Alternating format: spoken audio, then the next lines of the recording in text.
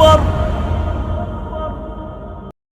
ابھی یہ کیس آیا پنڈی سے، خاتون نے کہا میرے میاں نے 3 طلاقیں طبیعت سے تسلی سے دی ہیں، اور پھر دینے کے بعد بوکھلا گئے.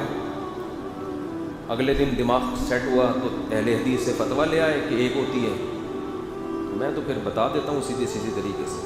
میں نے اس خاتون سے کہا زنا کے علاوہ کچھ بھی حاصل نہیں ہوگا.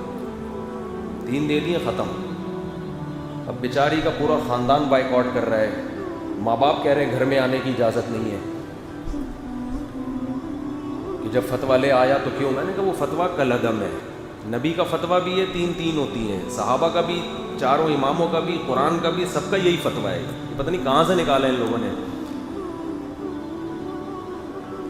تو اس خاتون میں اللہ کا خوف. اس نے پھر دارالعلوم کرنگی سے فتویٰ لیا اور بھی دیگر اداروں سے، سب نے دیا کہ بھئی حرام ہو گئی. میں نے ان سے کہا کہ ان میں سے کسی کی بات نہ ماننا. کہہ رہی ہے شوہر چھوڑ نہیں رہا، پھٹا ہو جائے گا، لڑائی ہو جائے گی، جھگڑا ہو جائے گا. تو میں نے کہا کہ اس فتوے کی بیس پہ آپ عدالت سے خلا لے لیں. عدالت کا خلا تو اکثر کالعدم ہوتا ہے، لیکن آپ کے پاس ایک بیس ہے اس کی. اور پھر بھی اگر گھر والے آپ کو مار پیٹ کے وہاں بھیج رہے ہیں شوہر کے پاس، اور شوہر بھی نہیں چھوڑ رہا، تو کسی NGO سے رابطہ کریں، وہاں چلی جائیں. زنا سے بچنے کے لیے جو کچھ ممکن ہو وہ بولو فرض ہے. ہماری نظر میں اس اہل حدیث کے فتوے کی حیثیت 0 ہے.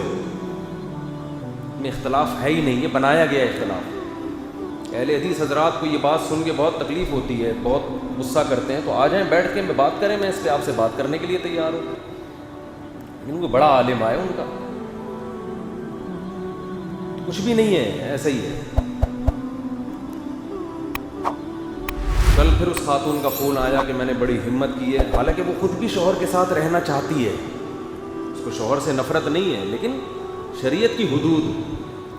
حضرت خولہ بنت ثعلبہ رضی اللہ تعالی عنہ 28ویں پارے کی پہلی آیتیں، ان کے شوہر نے کہہ دیا تھا کہ انت علیہ کظہر امی. عرب سمجھتے تھے کہ ان الفاظ سے طلاق ہو جاتی ہے. کیسے نبی کے پاس بار بار روتی بھی آئیں؟ وہ تو شوہر کے پاس رہنا چاہتی تھی کہ میرے بچے ہیں، لیکن نبی سے پوچھ رہی ہے کہ یا رسول اللہ آپ بتائیں حلال ہوں یا حرام. آپ نے فرمایا میں گنجائش نہیں پاتا. پھر قرآن سے آیتیں نازل ہوئیں کہ ان الفاظ سے طلاق واقع نہیں ہوتی.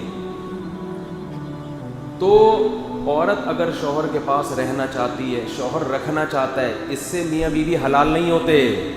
جب طلاق کے الفاظ زبان سے نکل گئے تو ہمیں یا تو آسمان سے وحی کا انتظار کریں، اور وہ اب نازل نہیں ہو سکتی.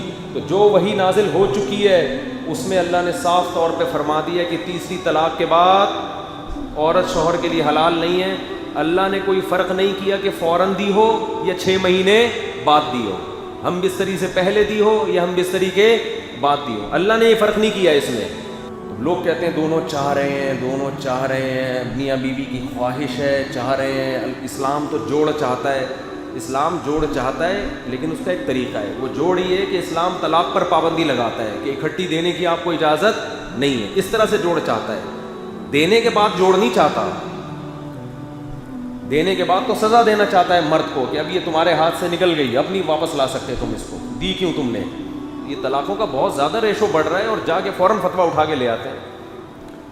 اس کی کوئی ویلیو نہیں ہے. فتوے دینے والے مارکیٹ میں آپ کو ہر قسم کے مولوی مل جائیں گے. ہر آدمی نے قرآن و سنت ہی کا لیبل لگایا ہوا ہے، اور جب وہ تحریر آتی ہے آپ کے سامنے آپ سمجھتے ہو کیا دلائل ہیں. وہ آپ کو دلائل اس لیے لگ رہے ہوتے ہیں کہ آپ خود اس علم میں 0 ہو، اس لیے آپ کو دلائل لگ رہے ہوتے ہیں. جیسے کرونا کی تحقیقات عام آدمی کو لگتا ہے بڑی زبردست تحقیقات ہیں، ڈاکٹر سے پوچھو وہ کہے گا یہ پھینک رہا ہے بہت بڑی.